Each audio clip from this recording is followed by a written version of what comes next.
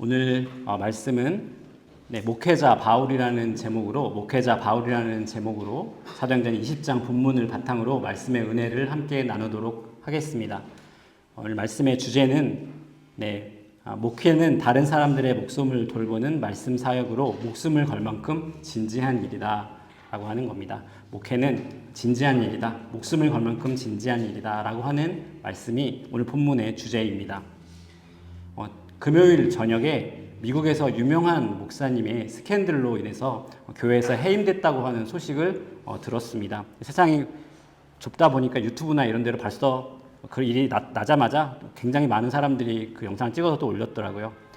근데 원래 목사님들이야 스캔들이 많이 있는 것으로 우리가 알고 있기 때문에 그러려니 할 수 있는데, 사실 이 소식이 충격적이었던 것은 이번에 해임되신 목사님이 매우 보수적이며 또 말씀만 가르치는 검소한 목사님으로 유명했기 때문입니다.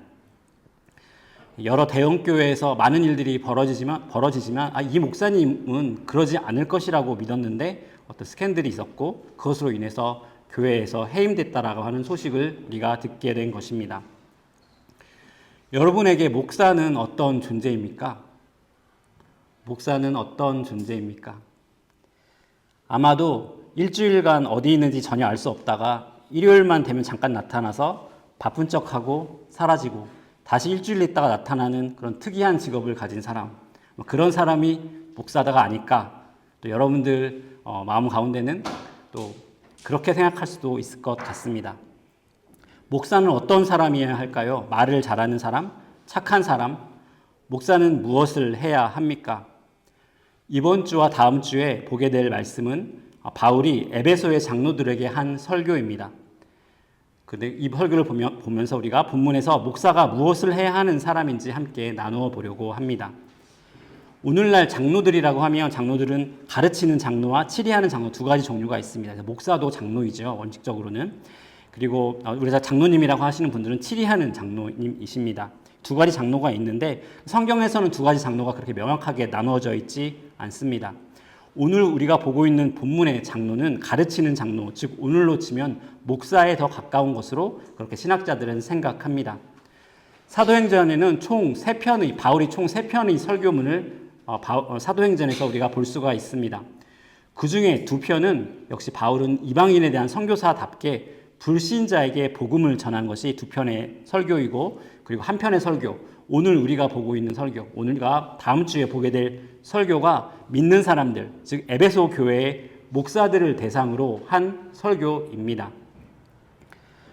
사도행전 20장에서 우리는 목회자 바울을 보게 됩니다.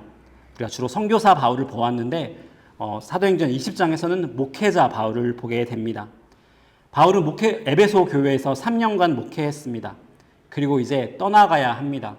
어쩌면 다시는 에베소 교회 성도들을 보지 못하게 될지도 모릅니다. 그러한 상황에서 후임 목사들에게 하는 설교가 사도행전 20장에서 보고 있는 바울의 마지막 고별 설교입니다. 오늘 보게 되는 설교의 전반부에는 특별히 바울은 에베소의 목사들에게 자신이 어떤 목사였는지를 설명하고 낫 같은 목사가 되라고 말하는 것을 볼 수 있습니다. 먼저 18절을 보면, 오매 그들에게 말하되 아시아에 들어온 첫날부터 지금까지 내가 항상 여러분 가운데서 어떻게 행하였는지를 여러분도 아는 바니. 여기서 아시아는 소아시아, 터키를 말합니다. 그래서 바울이 에베소 지역에 처음에 왔을 때부터 3년이 지난 지금까지 너희들이 내가 어떻게 목회하였는지를 보았다라고 말하고 있는 것입니다. 바울은 가장 먼저 자신이 보여준 본에 대하여 이야기합니다. 얼마나 많은 목회자가 나를 닮으라고 말할 수 있겠습니까? 그러나 사도 바울은 나를 닮으라라고 말할 수 있는 사역자였습니다. 빌립보서 3장 17절을 보면 바울은 이렇게 말합니다. 형제들아, 너희는 함께 나를 본받으라. 그리고 너희가 우리를 본받은 것처럼 그와 같이 행하는 자들을 눈여겨보라. 바울은 빌립보 교인들에게 자신을 본받으라고 말한 바 있습니다. 왜냐하면 빌립보서 3장 10절을 보면 내가 그리스도와 그 부활의 권능과 그 고난에 참여함을 알고자 하여 그의 죽으심을 본받아. 내가 예수 그리스도를 본받은 것처럼 너희들도 나를 본받으라 라는 것입니다. 결국 우리 모두는 예수 그리스도를 본받아 살아가는 사람들입니다. 바울의 사역의 모습도 결국 예수 그리스도의 사역의 모습을 닮아 있습니다. 오늘 본문을 보면 그것을 알 수 있습니다. 이제 에베소에 남겨진 목자들은 에베소 교인들을 향하여 예수 그리스도가 하셨듯이 예수 그리스도를 본받아 사역해야 하는 것입니다. 목사는 예수님을 닮아가며 양들에게 함께 예수님을 닮아가자고 말하는 사람들입니다. 예수님이 우리의 목자입니다. 히브리서 기자는 예수님이 우리의 큰 목자이다 라고 말하고 있습니다. 이 땅에 남아 성도들을 돌보는 목회자들은 닮아야 할 모델이 있습니다. 그것이 바로 예수님이십니다. 목사들은 예수님을 본받아 양을 치고 먹이는 사람들입니다. 19절 말씀을 보니까 곧 모든 겸손과 눈물이며 유대인의 간계로 말미암아 당한 시험을 참고 주를 섬긴 것과 에베소 교회에서 바울은 어떤 목자였습니까? 바울은 자신이 겸손과 눈물의 목자였다고 말을 합니다. 바울이 에베소 교회에서 목회를 하며 눈물을 흘렸다고 말하고 있는 것입니다. 바울은 눈물을 흘렸다고 하는 표현을 종종 씁니다. 신약 성경을 보면 총 3번 바울이 자신이 눈물을 흘렸다고 말하는데 어떤 상황인가? 모두 목회하면서 성도들을 가르치고 양육하면서 눈물을 흘렸다고 말을 하는 것을 우리가 볼 수 있습니다. 바울은 눈물을 흘리는 목회자였습니다. 여러분, 어떤 직업이나 목적이 있습니다. 회계사는 돈을 정확히 관리하는 것이 목적일 것이고 또 빌더는 건물을 안전하게 짓는 것이 목적일 것입니다. 목회도 목적이 있습니다. 목회의 목적은 무엇인가? 팀 켈러라고 하는 목사님은 목회의 목적이 사람의 변화라고 말한 바 있습니다. 특히 사람의 마음의 변화, 사람의 마음의 변화가 목회의 목적이라는 것입니다. 목회자는 사람의 변화를 위해 마음이 변하게 하기 위해 설교하고 신방하고 가르치고 기도하는 사람들입니다. 그런데 이 일을 하려면 눈물이 필요합니다. 왜냐하면 이 일의 성공이 결코 바로 눈으로 보이지 않기 때문입니다. 마음의 변화는 눈에 보이지 않게 일어납니다. 어떤 경우는 A라는 사역자가 눈물로 씨를 뿌렸는데 그것을 끝까지 보지 못하는 경우도 있습니다. B라는 사역자가 그 열매를 따게 될 수도 있다는 것입니다. 그렇기 때문에 신실한 목회는 눈물을 요구합니다. 성경에 좋은 지도자치고 변하지 않는 제자들 때문에 눈물을 흘리지 않은 지도자가 없습니다. 모세는 변하지 않는 이스라엘 백성들을 보며 이렇게 하나님께 불평한 것을 우리가 보게 됩니다. 민수기 11장 11절에서 12절을 보면 모세가 여호와께 여짜오되 어찌하여 주께서 종을 괴롭게 하시나이까? 어찌하여 내게 주의 목전에서 은혜를 입게 아니하시고 이 모든 백성을 내게 맡기사 내가 그 짐을 지게 하시나이까? 이 모든 백성을 내가 배웠나이까? 내가 그들을 낳았나이까? 어찌 주께서 내게 양육하는 아버지가 젖먹는 아이를 품듯 그들을 품에 품고 주께서 그들의 열조에게 맹세하신 땅으로 가라 하시나이까? 내가 왜 내게 이 큰 짐을 주셨습니까? 위대한 리더였던 모세가 하나님께 한 기도입니다. 엘리야, 사무엘, 예레미야 같은 선지자들도 변하지 않는 하나님의 백성들을 보며 눈물을 흘렸습니다. 사역은 목회는 눈물로 하는 것입니다. 예수님은 어떠셨습니까? 제자들을 3년 동안 가르치셨지만 그들은 잠시 깨어 기도하는 것도 힘들어했습니다. 언제 그랬습니까? 예수님이 십자가에 달리시기 얼마 전, 이제 그들을 떠나가기 얼마 전, 3년 동안 열심히 사역하신 그 이후 그들의 모습은 잠시 동안 깨어 기도할 수도 없는 모습이 바로 예수님 제자들의 모습이었습니다. 이들이 꿈꿨던 것은 오히려 예수님의 제자로 성공해서 나는 왼쪽에 앉을까요? 나는 오른쪽에 앉을까요? 라며 힘을 바라던 그 모습이 바로 이들의 모습이었습니다. 목회는 눈물로 씨를 뿌리는 일입니다. 당장 결과가 나오지 않더라도 하나님 능력을 믿고 성령 하나님의 능력을 믿고 신실하게 눈물로 씨를 뿌리는 일, 일이 바로 목회라는 것을 이렇게 바울이 말해주고 있습니다. 본문 20절에서 21절을 보면 유익한 것은 무엇이든지 공중 앞에서나 각 집에서나 거리낌이 없이 여러분에게 전하여 가르치고 유대인과 헬라인들에게 하나님께 대한 회개와 우리 주 예수 그리스도께 대한 믿음을 증언한 것이라. 이 말을 한마디로 정리하면 바울은 모든 것을 믿음뿐 아니라 회개를, 회개뿐 아니라 믿음을, 기쁨뿐 아니라 슬픔을, 슬픔뿐 아니라 위로를 모든 사람에게 모든 방법으로 전하고 가르쳤다는 것입니다. 바울은 유익한 것을 빼놓지 않고 가르쳤습니다. 말씀은 우리를 위로하기도 하고 책망하기도 합니다. 말씀을 통해 하나님은 우리에게 믿게 하시기도 하고 우리에게 회개하라고 책망하시기도 합니다. 그런데 신자에겐 그 모든 것이 유익합니다. 불편한 말씀도, 나를 위로하는 말씀도 신자에겐 유익합니다. 바울은 자신 있게 말합니다. 나는 에베소 성도들을 가르치는데 어느 것 하나 빼놓지 않았다고 말하는 것입니다. 달콤한 것만 가르치지 않고 도전하는 것만 가르치지 않고 유익한 모든 것을 가르쳤다라고 목회자 바울은 말하고 있습니다. 목회자는 유익한 것을 빼놓지 않고 다 가르치는 사람들입니다. 바울은 이러한 내용을 모든 방법을 사용해 가르쳤습니다. 바울은 복음을 공적인 장소에서 가르쳤습니다. 회당에서 가르치고 두란노 서원에서 또 하루에 5시간씩 복음을 가르쳤습니다. 그뿐 아니라 바울은 각 가정을 방문하여 가르쳤습니다. 오늘 본문을 보니까 각 가정을 다니며 가르쳤다라고 말을 합니다.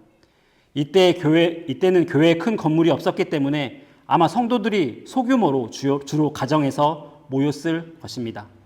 오늘날로 치면 소그룹 모임이었을 것입니다. 바울은 모든 사람을 가르쳤습니다. 유대인에게 가르치고 이방인들에게 가르쳤습니다. 목회자는 모든 사람에게 열심히 설교하고 가르치는 사람들입니다. 그런데 그들의 임무는 예배 시간에 설교하는 데서 끝나지 않습니다. 말씀을 삶 속에서 적용하고 사는지 확인해야 하는 것이죠. 설교를 들어도 각 사람들이 다들의 약점이 다 다르기 때문에 그것을 적용하는데 다 다를 수밖에 없습니다. 성도들을 찾아가서 만나고 개인적으로 가르치고 권면하는 일을 바울이 했습니다. 17세기에 영국에서 만들어진 가정예배 모범이라는 것이 있습니다. 영국 당시 성공회에서 가정예배 모범을 만들었습니다. 거기에서 보면 목사가 어떻게 신방해야 하는지에 대한 내용을 담고 있습니다. 이렇게 써 있습니다. 목사는 자기에게 맡겨진 양떼들을 공적으로뿐 아니라 또한 사적으로 가르칠 의무가 있다. 그의 시간과 능력과 개인적인 안전이 허락하는 한 모든 경우에 그들을 권고하고 권면하며 책망하고 위로해야 한다. 그들을 권고하고 권면하며 책망하고 위로해야 한다. 사적으로 그렇게 해야 한다는 것입니다. 그는 그들이 건강할 때 죽음을 예비하도록 충고해야 하고 그 목적으로 그들은 자주 자기의 심령 상태에 관하여 목사와 상담을 해야 한다라는 이야기가 있는 것입니다. 네, 목사는 일요일에만 나타났다가 사라지는 사람이어서는 안 되는 것이죠. 지금 저 목사가 일요일만 나타났다가 또 다음 주 일요일에만 볼 수 있는 그런 목사라고 여러분이 생각하고 있다면 제가 굉장히 잘못하고 있는 것일 것입니다. 17세기에 교과서에서 이렇게 되어 있었지만 실제로 많은 목사님들이 사적으로 성도들을 교육하고 훈련시키는 일을 그 당시에도 잘하지 못했고 지금도 잘하지 못했습니다. 당시에 유명한 청교도 목사였던 리처드 백스터는 당시 목사들을 향하여 너무 게으르고 교만하다며 비판하며 책 한 권을 썼습니다. 그 책이 선한 목자, 리폼 파스터라는 책입니다. 제가 요새 그 책을 읽고 있는데 그 책을 읽으며 충격을 받습니다. 목사한테 이렇게 말할 수 있구나. 그리고 그렇게 목사한테 이렇게 말할 수 있는 또 선배 목사가 있었다는 것에 얼마나 감사한지 모릅니다. 오늘날 목사와 성도들은 모두 너무 바쁩니다. 목사도 목사 외에 다른 일들로 바쁘고 성도들도 바쁩니다. 그래서 예배 외에는 따로 시간을 낼 수 없다라고 말합니다. 그렇게 변명하고 그렇게 위로합니다. 그런데 잘 보면 한편으로 목사가 게으르기 때문에 그런 것이고 또 열정이 없기 때문에 그런 것입니다. 성도들도 영혼의 문제보다 삶의 문제를 더 중요하게 생각하기 때문에 낼 시간이 없는 것입니다. 목회가 사람을 변화시키는 일이라면 목회자는 소그룹에서 사람들을 만나야 합니다. 제자훈련에서 만나야 하고 신방을 통해 만나야 하고 성경 공부, 소모임에서 만나야 합니다. 건강한 교회는 성도들이 소모임을 기다리는 교회입니다. 만약에 목회자 혼자 다 할 수 없다면 목회자는 이 소모임이 잘 이루어지도록 리더들을 잘 양육할 책임이 있는 것입니다. 오늘날 보면 소그룹이 잘 돼 있는 교회가 성장을 한다, 그런 교회만 남게 된다라는 말을 합니다. 그러나 이것은 오늘날 새로 나온 생각이 아닙니다. 목회의 새로운 방법이 아닙니다. 1세기 바울이 목회를 할 때도 그랬고 17세기 청교도들이 할 때도 그랬습니다. 다만 목회자들이 게을러서 그리고 성도들이 복음보다 더 중요하게 생각하는 것이 있기 때문에 그렇게 하지 못할 뿐입니다. 22절과 23절을 우리 다 같이 한 목소리로 읽겠습니다. 22절, 23절 시작. 보라, 이제 나는 성령에 매여 예루살렘으로 가는데 거기서 무슨 일을 당할는지 알지 못하노라. 오직 성령이 각 성에서 내게 증언하여 결박과 환난이 나를 기다린다 하시니. 이제 바울은 1, 2차, 3차까지의 모든 선교와 사역을 다 마치고 드디어 예루살렘에 가게 됩니다. 바울은 자신이 성령의 인도하심을 확신하며 예루살렘으로 가고 있습니다. 어떻게 성령의 음성을 들었는가 모르겠습니다. 아마도 매일 기도하고 묵상하는 가운데 하나님께서 바울에게 알려주셨을 것입니다. 그런데 바울이 여기서 중요한 이야기를 합니다. 그것은 무엇입니까? 나는 성령의 인도하심을 받아 예루살렘으로 가는데 내게 무슨 일이 일어날지 모른다라는 것입니다. 열심히 사역한 바울은 3년간 열심히 목회하고 교회를 건강하게 세우고 부흥시킨 바울은 이제 새로운 비전 때문에 떠나가는데 내 미래는 한마디로 불투명하다, uncertainty, 그것이 나의 앞길이다, 이렇게 바울이 설교하고 있는 것을 보게 됩니다. 신실한 목회자의 운명은 불분명합니다. 신실한 목회자는 성령의 붙들림을 받았기 때문에 그의 미래가 불분명할 수밖에 없습니다. 성령님께서 보내시는 곳으로 가야 하기 때문에 그들의 미래는 불분명한 것입니다. 성경에서는 계속 그것을 이야기합니다. 요한복음 3장 8절을 보면 바람이 임으로 불매 내가 그 소리는 들어도 어디서 와서 어디로 가는지 알지 못하나니 성령으로 난 사람도 다 그러하니라. 성령으로 난 사람이 다 그러하다면 성령에 충만하여 목회하고 설교하고 가르쳐야 하는 목사도 그러해야 할 것입니다. 목회자들은 불확실성을 당연히 안고 살아가야 하는 사람들이라는 것입니다. 세상 사람들의 눈에 보기에 그것이 안타깝고 불쌍해 보일 수도 있습니다. 그런데 믿는 자들의 눈에 보면 그것만큼 아름다운 인생이 없습니다. 한 번 사는 인생입니다. 어떻게 살아야 할지 항상 헤매는 것보다 성령 하나님께서 이끄심을 확신하며 따라가는 그 인생 한 번쯤 살아보고 싶지 않으십니까? 그 인생을 살고 싶어서 저는 목사가 된 것입니다. 요새 유행하는 말 중에 이 세상에서 가장 쓸데없는 걱정이 누구 걱정이라고 합니까? 네, 연예인 걱정이라고 합니다. 네, 요새 뉴진스 사태가 벌어지고 있습니다. 뭐 아시는 분은 거의 없겠지만, 네, 그게 벌어지고 있는데 보면 연예인들 그런 거 보면 걱정하죠. 아, 어떡하지? 그런데 걱정할 필요 하나 없는 것이죠. 그 사람들 다 한 사람 앞에 이제 100억 원씩 다 벌었습니다, 이미. 그래가지고 걱정을 아무 할 필요 없어요. 우리 걱정을 하면 됩니다. 하지만 제 생각에 가장 쓸데없는 또 하나의 걱정이 있습니다. 그게 뭐냐면 목사 걱정입니다. 하나님께서 붙으신 사역자는 성령님께서 인도하실 것입니다. 그것이 성경 말씀의 약속입니다. 24절을 보면 내가 달려갈 길과 주 예수께 받은 사명 곧 하나님의 은혜의 복음을 증언하는 일을 마치려 하면은 나의 생명조차 조금도 귀한 것으로 여기지 아니하노라. 바울이 다른 목회자들에게 이렇게 말합니다. 뭐라고 말합니까? 하나님의 은혜의 복음을 증언하는 일을 위해 내 목숨이 아깝지 않다. 저는 이것이 바울이 그냥 레토릭으로 한 말이 아니라고 생각합니다. 진심으로 한 말일 것입니다. 목회자는 죽을 가치가 있는 복음을 위해 목숨을 거는 사람들입니다. 그리고 그러한 사람들이어야 합니다. 영국의 유명한 설교자였던 찰스 스펄전은 사도행전 20장 24절 이 한 절을 가지고 유명한 설교를 했습니다. 그 설교 제목이 뭐냐면 A Gospel Worthy Dying For, 죽을 가치가 있는 복음이라는 그런 설교였습니다. 스펄전은 오직 우리를 살릴 수 있는 복음을 위해서 우리가 죽을 수 있다고 말합니다. 여러 가지 복음이 있습니다. 사람들이 여러 가지 복음을 말합니다. 그런데 우리가 죽을 수 있는 복음은 어떤 복음입니까? 우리를 살릴 수 있는 복음, 생명이 있는 복음, 그 복음을 위해서 우리가 죽을 수 있다라고 말하는 것입니다. 어느 복음이 생명이 있습니까? 우리가 착한 행동을 하면 구원을 받는다는 그것이 우리의 운명을 결정합니까?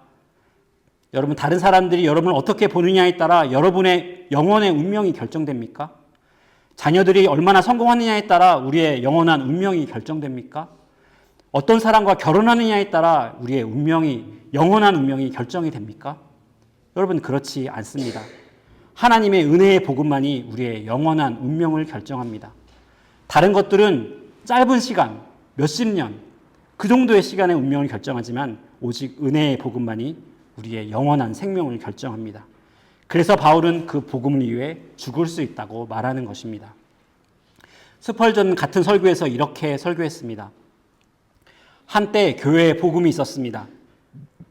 신자들은 마치 그 복음이 영혼의 생명인 듯 마음으로 받아들였습니다. 한때 세상에는 열정을 불러일으키고 희생을 요구하는 복음이 있었습니다. 수만 명이 목숨을 걸고 그 복음을 들으러 모였습니다. 사람들은 폭군의 이빨 앞에서도 그것을 선포했고 모든 것을 잃고 감옥에 갇히거나 죽음을 맞으면서도 찬송을 부르며 그 길을 갔습니다. 그런 복음이 아직도 남아 있습니까? 그런 복음이 아직도 남아 있습니까? 스펄전이 이렇게 물었습니다. 답은 무엇입니까? 예스입니다. 죽을 가치가 있는 복음, 바울이 자신이 죽을 가치가 있다고 말했던 그 복음은 여전히 우리가 듣고 가르치고 설교하고 기도하는 복음이 아닙니까? 하나님의 아들이 이 땅을 사랑하여 우리를 사랑해서 육체가 되어 동정녀 마리아에게서 나시고 십자가에서 고난받으시고 부활하셨다는 복음입니다. 그리고 예수를 믿는 자마다 영생을 얻는다는 그 복음이 바로 우리가 목숨을 걸 수 있는 복음입니다. 2000년 전 바울에게도 그랬고 초대 교회인들에게도 그랬고 17세기 선교도인들에게도 그랬고 오늘날 우리에게도 마찬가지입니다. 26절, 27절을 보면 그러므로 오늘 여러분에게 증언하거니와 모든 사람의 피에 대하여 내가 깨끗하니 이는 내가 꺼리지 않고 하나님의 뜻을 다 여러분에게 전하였습니다. 바울은 자신의 목회 사역에 많은 사람들의 생명이 달려있다는 것을 알았습니다. 그래서 바울은 모든 사람에게 모든 방법으로 복음을 전했습니다.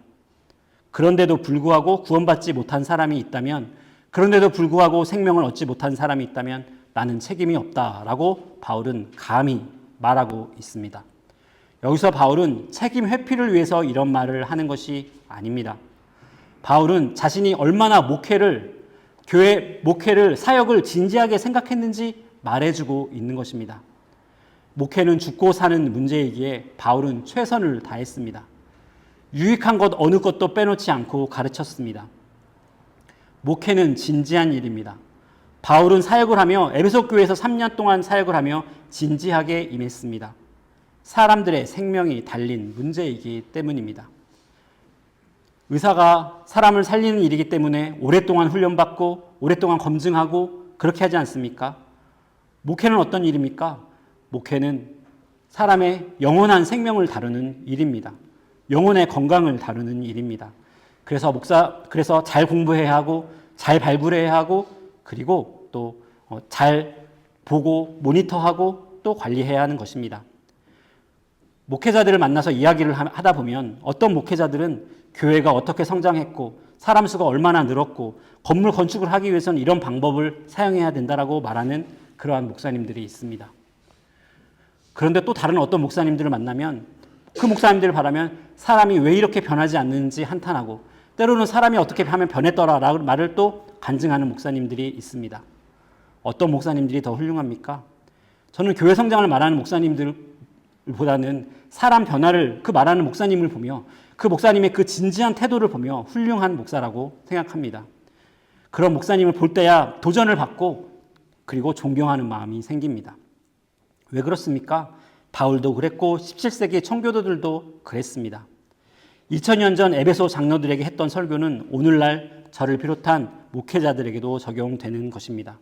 목회자들에게 성경이 말하고 있는 것이죠. 너희들이 하는 일은 쉬운 일이 아니다. 너희들은 지금 사람의 건강을, 사람의 생명을 다루고 있다. 신앙생활하면서 끊이지 않고 많은 목사들이 무너지는 모습을 보게 됩니다. 왜 그렇습니까? 사탄이 목회자를 노리기 때문입니다. 훌륭한 설교를 하고 훌륭한 가르침을 가졌는데 결국 그 사람들이 그렇게 살지 못하는 것을 보게 되면 어떻게 됩니까? 우리가 무엇을 알게 됩니까? 그 사람들은 그 행동으로 자신이 입술로 전한 복음을 부인하고 있는 것입니다. 목회가 영적인 생명을 다루는 일이기 때문에 사탄은 늘 목회자를 공격하려고 하고 실망시키려 하고 무너뜨리려고 합니다. 목회는 목숨을 걸 가치가 있는 하나님의 은혜의 복음을 선포하고 가르치고 양육하는 일을 합니다. 교회를 옮기겠다는 말을 하면 저를 비롯해 대부분의 목사님들은 다른 교회 다 똑같으니까 일단 있는 데서 열심히 하라고 말합니다. 특별히 우리 교회 성도들이면 더욱더 그렇게 얘기하죠. 다른 교회 목사들이면 약하게 얘기하고 우리 교회 성도들이면 아주 강하게 다 똑같다고 강하게 그렇게 얘기합니다. 지난주에도 제가 우리 교회 성도들이 그렇게 말한 것 같습니다. 그런데 그렇게 말하지만 마음 한구석에서는 진실을 외칩니다. 진실을 뭐냐면 교회를 선택하는 일, 신앙생활을 하는 일은 취미를 선택하는 일이 아닙니다. 그것은 죽고 사는 일입니다. 그것은 생명의 일입니다. 그래서 할 수 있는 한 내가 살 수 있는 교회를 찾아가야 하고 내 심령을 변화시키는 설교를 들어야 합니다. 유익한 것은 어느 것도 빼놓지 않고 가르치는 설교자의 설교를 들어야 합니다. 최근에 만난 어떤 분이 강도사님이신데 자기가 깨달은 것이 있다고 합니다. 더 이상 신앙생활을 진지하게 하면 안 된다는 것을 깨달았다고 이야기합니다. 좋은 교회를 다니려고 노력도 해봤고 좋은 교회를 만들려고 노력도 해봤는데 상처를 많이 받으신 것이죠. 그래서 더 이상 교회를 진지하게 생각하는 것을 멈춰야 된다고 생각하게 되었답니다. 저에게 그렇게 말씀하시고 자기 자녀들에게도 앞으로 그렇게 가르치시겠다고 말씀하시는 걸 들었습니다. 그렇지 않습니다. 신앙생활은 진지한 일입니다. 목회는 그렇기 때문에 목회는 중요한 일이고 진지한 일입니다. 오늘 본문은 비록 우선적으로 목회자들이 들어야 하는 설교입니다. 설교를 준비하며 제가 이 설교를 성도들에게 이야기할 때 과연 성도들이 어떤 것을 소화해야 될까라는 생각이 들었습니다. 중요한 것은 여러분들의 목회자가 이런 목회를 할 수 있도록 여러분들이 감시도 하시고 또한 무엇보다도 기도하셔야 하는 것입니다. 여러분 목사를 위해 기도하셔야 합니다. 왜 목사를 위해 기도해야 합니까? 목사가 대단한 사람이어서 그런 것이 아닙니다. 오히려 목사가 형편없는 사람이기 때문에 여러분이 기도하셔야 합니다. 모세와 같은 사람도 이스라엘 백성을 인도하며 자신의 무능력에 대해 한탄했습니다. 그렇기 때문에 목사를 위해 기도해야 합니다. 이 연약한 사람이 많은 사람들의 생명을 가지고 지금 설교를 하고 가르치고 있기 때문에 목사를 위해 기도해야 하는 겁니다. 실수하지 않기를, 저 사람의 능력대로 설교하지 않기를, 저 사람의 생각대로 가르치지 않기를. 그렇게 하면 공동체가 무너지니까 성령님이 가르치신 대로 가르치고 성령님이 성령 충만함 받아 설교하기를 위하여 기도해야 하는 것입니다. 무엇보다 하나님의 말씀대로 살게 하기 위하여 기도해야 합니다. 하나님의 말씀을 전하는데 하나님의 말씀에 순종하라고 말하는데 설교자의 삶은 그렇지 못하다면 그것은 그 설교자가 입으로는 좋은 말을 했지만 삶으로는 그 설교한 것을 부인하는 것이 아니고 무엇이겠습니까? 목회자를 위해 기도해야 하는 것입니다. 목회자가 무너지면 사탄이 얼마나 기뻐하겠습니까? 그렇기 때문에 목사를 위해 기도해야 합니다. 맞습니다. 교회가 문제가 많습니다. 그리고 교회의 문제는 곧 목사의 문제입니다. 목사가 신실하지 못하기 때문에 교회가 무너집니다. 목사가 복음을 신뢰하지 못하고 복음을 전하지 못하니까 복음의 능력이 교회에서 나타나지 않습니다. 맞습니다. 목사가 변해야 합니다. 목사가 결심하고 변하고 더 충성되게 섬겨야 합니다. 그런데 중요한 것은 이 일을 감당할 힘이 결코 목사 자신에게서 나오지 않는다는 것입니다. 목사가 몇 년 동안 공부한 신학 과정에서 나오지 않습니다. 오직 성령 하나님의 충만한 가운데, 도우신 가운데 나오는 것입니다. 그래서 우리가 목사를 위하여 기도해야 합니다. 목사가 대단한 사람이 아니라 너무 다른 사람들이랑 똑같은 사람들이기 때문에 또한 책임이 크기 때문에 위선에 빠질 가능성이 너무 크기 때문에 목사를 위해 기도해야 합니다. 여러분의 영적인 상태가 중요하기 때문에 여러분의 은혜 받는 것이 너무 중요하기 때문에 그래서 목사를 위해 기도해야 한다는 것입니다. 여러분 또한 여러분들도 이런 모습 저런 모습으로 목회를 하고 계십니다. 목회에 참가하고 계십니다. 순장님들은 순원들을 돌보며 아마도 그 가운데 눈물의 또 눈물로 뿌리셔야 하는 일들이 있을 것입니다. 내가 왜 이들을 위하여 이렇게 손해보아야 하는가 하는 그런 생각들을 하게 될 때가 있을 것입니다. 선교회장님도 그래야 할 것입니다. 아니 내가 왜 이렇게 모이지 않는 선교회원들을 위하여 쫓아다니며 모이라고 말하고 또 음식도 준비하고 섬겨야 하는가. 여러분들이 목회를 하고 계신 것이죠. 여러분 가운데 아마 교회 근처에 옆에 있는 지체들 가운데 연약한 지체들 때문에 또 겸손과 눈물로 섬기고 계신 분들도 계실 것입니다. 아니 내가 왜 저 인간 같지 않은 사람을 위하여 참아야 하는가. 그 참음이 바로 겸손과 눈물로 목회를 하고 있는 것입니다.